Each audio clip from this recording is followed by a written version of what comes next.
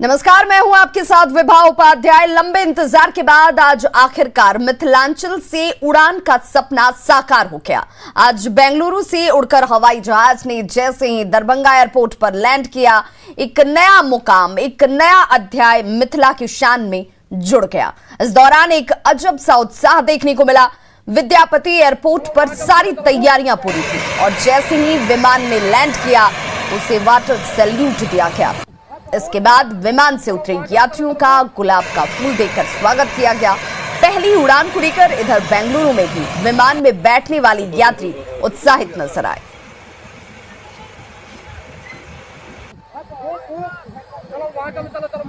तो दो तस्वीरें आपके सामने। विमान आ गई है और पहली तस्वीर हम दिखाना चाह रहे हैं कि देखिए कैसे विमान पहुंच गया है रनवे पर। और ये बेंगलुरु से पहला विमान दरभंगा पहुंचा है। अब यात्रियों के उतरने का सिलसिला शुरू होगा और ये जो यात्री आ रहे हैं वो पहले यात्री हैं जिन्होंने बेंगलुरु से दरभंगा तक का हवाई सफर तय किया है। तो आज ये सपना पूरा होने जा रहा है कि हवाई चप्पल वाला भी दरभंगा से एयरपोर्ट सेवा, उड़ान सेवा ले पाएगा और ये सपना जो आज है वो सच होने वाला है। दरभंगा, विपिन, न्यूज़ 18।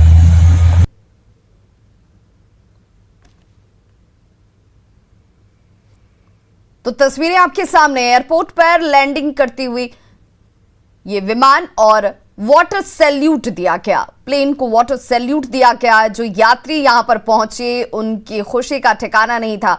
विमान सेवा की शुरुआत आज से ही मिथिलांचल वासियों का बरसों पुराना सपना साकार होता हुआ आज नजर आया। एक्सक्लूसिव तस्वीरें आपके टीवी स्क्रीन पर, जिस दौरान इस विमान ने मिथिला की धरती पर जैसे ही लैंड किया, वाटर सैल्यूट इसे दिया गया और मिथिलांचल के लिए आज का दिन बेहद खास बड़ा रहा। लंबे इंतजार के बाद आज आखिरकार मिथिलांचल से उड़ान का सपना जो है वो साकार हुआ। बेंगलुरु से उड़कर हवाई सफर तय कर जैसे ही मिथिला की धरती पर लोगों ने कदम रखे, एक उत्साह, एक खुशी जो लंबे इंतजार के बाद लोगों को मिली थी। सभी ने एक स्वर में यही कहा कि वक्त बचा हमारा, व्यवसाय के साधनों का अब और यहां पर आयाम नजर आएगा। आने वाले वक्त में स्पाइस जेट की पहली फ्लाइट बेंगलुरु से दरभंगा पहुंची, जिसकी तस्वीरें आप देख पा रहे हैं। मुंबई से भी आज दरभंगा एयरपोर्ट पर फ्लाइट पहुंचने वाली है और ये विमान जो 11:05 पर दरभंगा पहुंची, वही विमान अब यहां से दरभंगा से दिल्ली तक लोगों को यात्रा कराएगी और लंबा इंतजार लोगों का आज खत्म होता हुआ। तो विद्यापति एयरपोर्ट पर इसे लेकर तमाम तैयारियां की गई थी। जैसे ही ये विमान यहां पर लैंड किया, उसे वाटर सैल्यूट दिया गया, जिसकी तस्वीरें आप खूबसूरत तस्वीरें कहिए, ये खूबसूरत तस्वीरें आपको देखने को मिली। सहयोगी विपिन हमारे साथ इस वक्त ज्यादा जानकारी के साथ ऑनलाइन पर जुड़ चुके हैं। विपिन, क्षण अद्भुत रहा होगा, लोगों का उत्साह और खुशी भी उनके चेहरे पर साफ नजर आ रही होगी। लोगों ने क्या कहा जैसे ही वो मिथिला की धरती पर इस सेवा का आनंद लेकर उतरे? जी विभा, ये जो क्षण था, जो पल था, वो सही में अद्भुत था। जैसे ही विमान उतरा उसे सैल्यूट दिया गया। इसके बाद जो यात्री जो उतरे उनके चेहरे पर जो खुशी थी वो समय जो यात्री थे उनको जो मिले, जिला ही नहीं, हमें जो यात्री हम जिनसे बचा वो गोपालगंज जिला के भी थे और विभिन्न जिला से यहाँ लोग आए हुए थे। तो उन्होंने कहा कि ये हमारे विपिन, आपकी आवाज सही तरीके से नहीं पहुंच पा रही है, आपसे एक बार फिर से जुड़ने की कोशिश करेंगे। फिलहाल दो तस्वीरों के जरिए उस खुशी को समझा जा सकता है, उस क्षण को महसूस किया जा सकता है और लोगों के लिए आज से इस सेवा की शुरुआत हो चुकी है। ये वो यात्री हैं जो पहली विमान सेवा की शुरुआत के पहले यात्री बने। जैसे ही वो दरभंगा पहुंचे, उसके बाद उनको लेकर उनके स्वागत के लिए भी तैयारियां यहां पर की गई थी, क्योंकि ये उनके जीवन में भी हमेशा से यादगार रहेगा। फूलों के साथ उनका स्वागत किया गया। हालांकि कोरोना का वक्त है और इसीलिए वो तमाम प्रोटोकॉल का पालन यहां पर भी किया जा रहा था। थर्मल स्क्रीनिंग लोगों की जा रही थी। परिवार के साथ पहुंचे तमाम लोगों ने इस पर खुशी भी जाहिर की और ऐसे में इस तो शुरुआत के साथ लोगों का इंतजार खत्म हो गया, जिसको लेकर उन्होंने काफी वर्षों तक इंतजार किया। बेंगलुरु से दरभंगा के लिए रवानगी की पहली तस्वीरें देखिए, जब लोग बेंगलोर से यात्रा करने के लिए दरभंगा के लिए जैसे ही यहां एयरपोर्ट पर पहुंचे हुए थे, वो तस्वीरें भी आपको टीवी स्क्रीन पर। वहीं दूसरी तरफ बेंगलुरु से दरभंगा पहुंचने के बाद यात्रियों की खुशी का ठिकाना नहीं। लोगों ने उत्साह से आगमन पर ये खुशी जाहिर की कि देखिए अब हमारे वक्त की बचत होगी। जिस वक्त के लगने की वजह से लोग कहीं ना कहीं ये सोचते थे कि कब वो दिन उनके जीवन में आएगा जब वो सीधे दरभंगा तक पहुंच पाएंगे। और आसपास के इलाकों के लोगों के लिए भी बड़ी खबर ये रही। दरभंगा में आज से हवाई यात्री सेवा की शुरुआत हो चुकी है। सांसद गोपाल जी ठाकुर ने आज के दिन को ऐतिहासिक बताया। सांसद के मुताबिक एयरपोर्ट से 36 जिलों के लोगों को सीधा लाभ होगा और पूरे इलाके में रोजगार बढ़ेगा।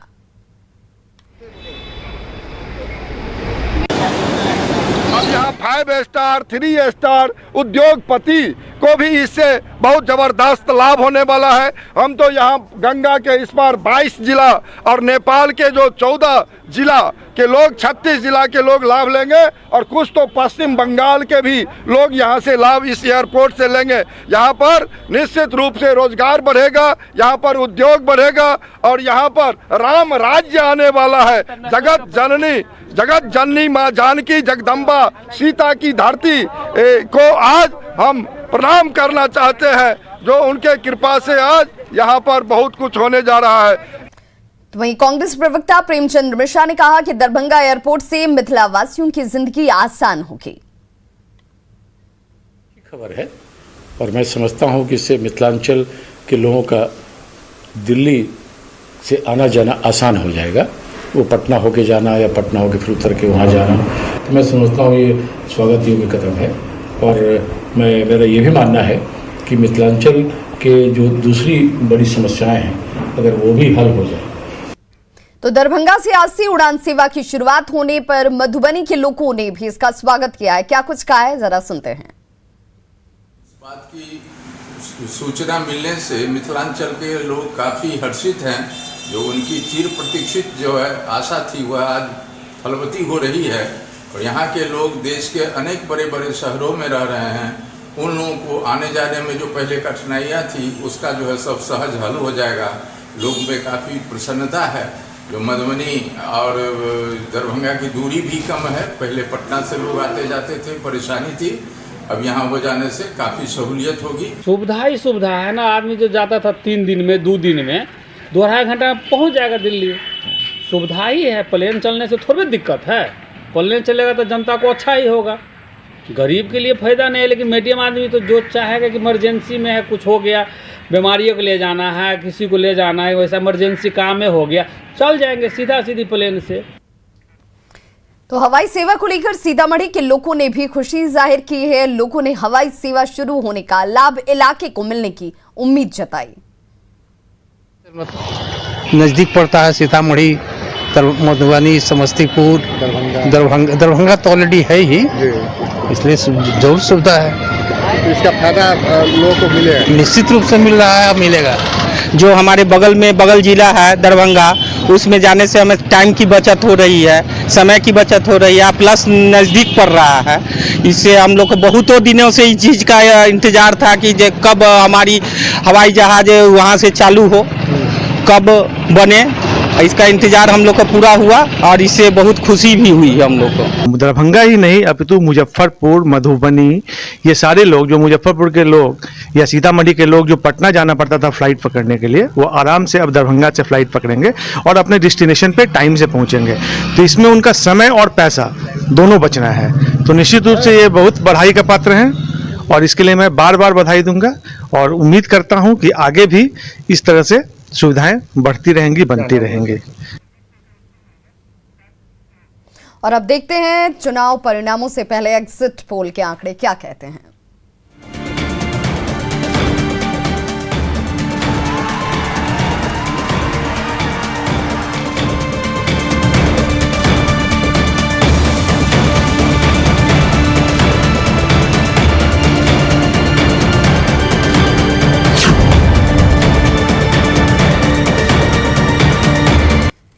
तो बिहार विधान विधानसभा चुनाव परिणाम भले ही 10 नवंबर को आएंगे, लेकिन उसके पहले तमाम न्यूज चैनल और सर्वे एजेंसियों के एग्जिट पोल के नतीजे सामने आ गए। अधिकतर सर्वे में एनडीए और महागठबंधन के बीच कांटे की लड़ाई नजर आ रही है। तीसरे चरण की वोटिंग के साथ बिहार विधानसभा चुनाव की मतदान प्रक्रिया संपन्न हुई। चुनाव के नतीजे भले ही 10 को आएंगे, लेकिन उसके पहले सबकी नजरें न्यूज चैनलों के एग्जिट पोल पर टिकी रही। सबसे चौंकाने वाले नतीजे टुडेज चाणक्य के रहे। टुडेज चाणक्य के एग्जिट पोल में महागठबंधन को पूर्ण बहुमत मिलता दिख रहा है। टुडेज चाणक्य के एग्जिट पोल में महागठबंधन को एनडीए से 10% ज्यादा वोट मिल रहा है। अगर सीटों की बात करें तो महागठबंधन को 180 सीटें, एनडीए को 55 सीट और अन्य के खाते में 8 सीट जा रही है। टुडेज चाणक्य की तरह ही आज तक और एक्सिस माई इंडिया के सर्वे में भी महागठबंधन को बहुमत मिलता दिख रहा है। एक्सिस माई इंडिया के सर्वे में एनडीए को 69 से 91, जबकि महागठबंधन को 139 से 161 सीटें मिलती दिख रही हैं। एलजेपी के खाते में 3 से 5 और अन्य के खाते में 6 से 10 सीटें मिलने का अनुमान है। लेकिन टुडेज चाणक्य और एक्सिस माई इंडिया के सर्वे में जहां महागठबंधन को प्रचंड बहुमत मिलता दिख रहा है, तो भास्कर के सर्वे में एनडीए बहुमत के आंकड़े को छूता दिख रहा है। भास्कर के सर्वे में एनडीए को 120 से 127 सीटों का अनुमान है, तो महागठबंधन 71 से 91 सीटों तक ही सिमटता दिख रहा है। भास्कर ने एलजेपी को 12 से 23 सीट दिया है, तो अन्य के खाते में 19 से 27 सीटें जाती दिख रही हैं। अगर कुछ और एग्जिट पोल की बात करें तो एबीपी सी वोटर के सर्वे में एनडीए को 104 से 128 और महागठबंधन को 108 से 131 सीटें तक मिलने का अनुमान लगाया गया, जबकि अन्य के खाते में 5 से 11 सीटें जाती दिख रही हैं। सी वोटर ने टाइम्स नाउ के लिए भी अलग से सर्वे किया है, जिसके नतीजे कमोबेश एबीपी जैसे ही हैं। टाइम्स नाउ सी वोटर के सर्वे में महागठबंधन को 120 सीटें, एनडीए को 116 सीटें और अन्य के खाते में 7 सीटें जाती दिख रही हैं। इंडिया टीवी के एग्जिट पोल के नतीजे भी करीब करीब एबीपी और टाइम्स नाउ की तरह ही हैं। एनडीए को 116 सीटें और महागठबंधन को 120 सीटें, जबकि अन्य के खाते में 7 सीटें जाते हुए दिख रही हैं। रिपब्लिक टीवी और जन की बात के सर्वे को देखें तो एनडीए के खाते में 91 से 117 सीटें जाती दिख रही हैं, वहीं महागठबंधन के 118 से 138 सीटें जीतने का अनुमान है, जबकि अन्य के खाते में 8 से 14 सीटें जा सकती हैं। यानी बाकी 3 सर्वे की तरह ही रिपब्लिक टीवी के सर्वे में भी दोनों गठबंधनों के बीच कांटे की टक्कर दिख रही है। हालांकि महागठबंधन को थोड़ी बढ़त जरूर है। अब किसका सर्वे सही साबित होता है और किसका फेल, ये तो 10 नवंबर को ही पता चलेगा। लेकिन उसके पहले न्यूज चैनलों और सर्वे एजेंसियों के इन एग्जिट पोल ने राजनीतिक माहौल थोड़ा और ज्यादा गर्मा दिया है। Bureau report, news 18। बिहार में लोगों को अब 10 नवंबर की मतगणना का इंतजार है। रोहतास जिले के 7 विधानसभा क्षेत्र में हुए मतदान पर जिले के पत्रकारों की अलग अलग राय है। सासाराम के पत्रकारों से बातचीत की न्यूज़ 18 संवाददाता अजीत कुमार ने। मतदान की प्रक्रिया समाप्त होने के बाद अब लोगों को मतगणना का इंतजार है।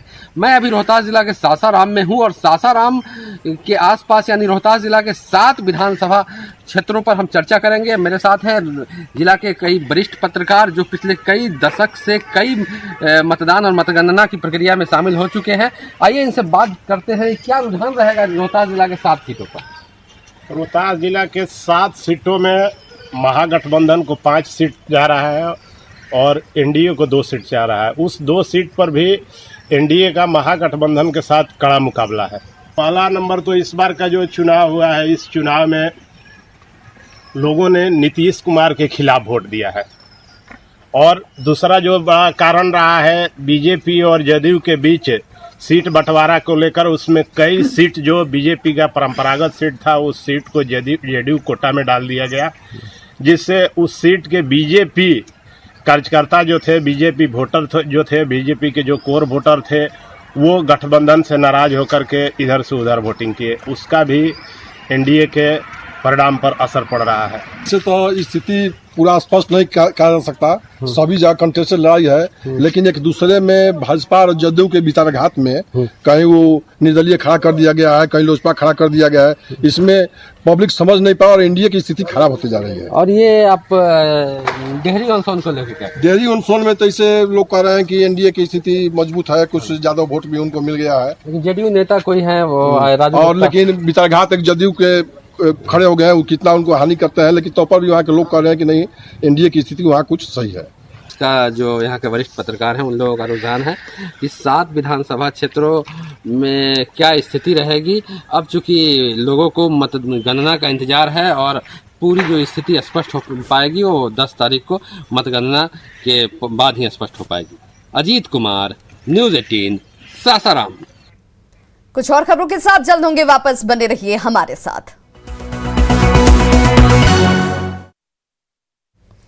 ब्रेक के बाद एक बार फिर से आप सभी का बहुत स्वागत है। कांग्रेस के वरिष्ठ नेता अखिलेश प्रसाद सिंह ने दावा किया है कि बिहार चुनाव में एकमात्र आकर्षण तेजस्वी यादव ही थे और इसी के साथ उन्होंने कहा कि बिहार में तेजस्वी यादव 10 नवंबर को चुनाव नतीजों के बाद सीएम पद की शपथ लेंगे।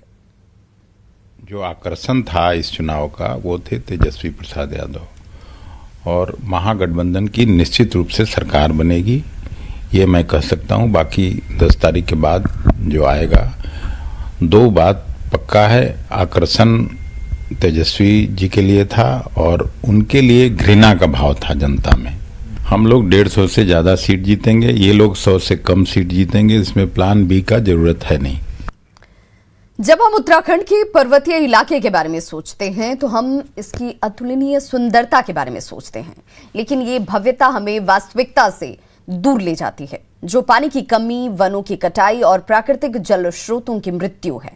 अब जो समुदाय यहाँ रहते हैं वे अपनी जल सुरक्षा को बहाल करने के लिए काम कर रहे हैं, एक के बाद एक भूमिगत जल स्रोतों को बचा रहे हैं।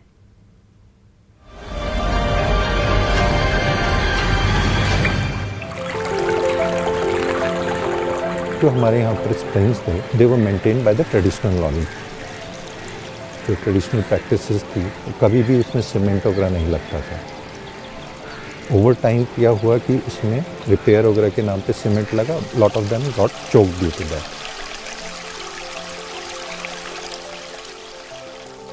चिराग ने भी जब शुरू किया, हम लोगों ने कुछ इंटरवेंशंस किए, तो कुछ जगहों पे पानी बढ़ा, कुछ पे नहीं बढ़ा। Then we approach different technical agencies, IIT Roorkee, Aquadam, geology Aquadam ने हमको सिखाया। हमने जो हमारी नॉलेज, ग्राउंड नॉलेज थी, जो ट्रेडिशनल नॉलेज थी और जो एक्वायर्ड नॉलेज थी, उसको हमने एक पूल करके एक मेथोलॉजी बनाई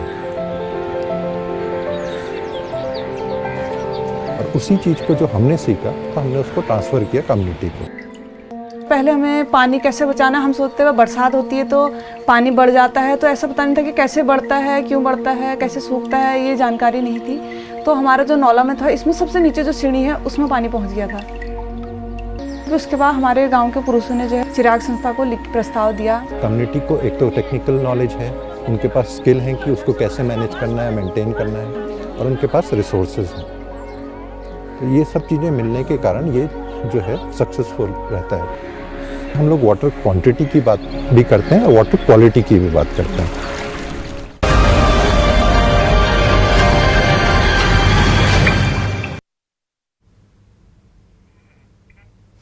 तो खबरों का सिलसिला लगातार जारी, आप देखते रहिए न्यूज़ 18 बिहार झारखंड।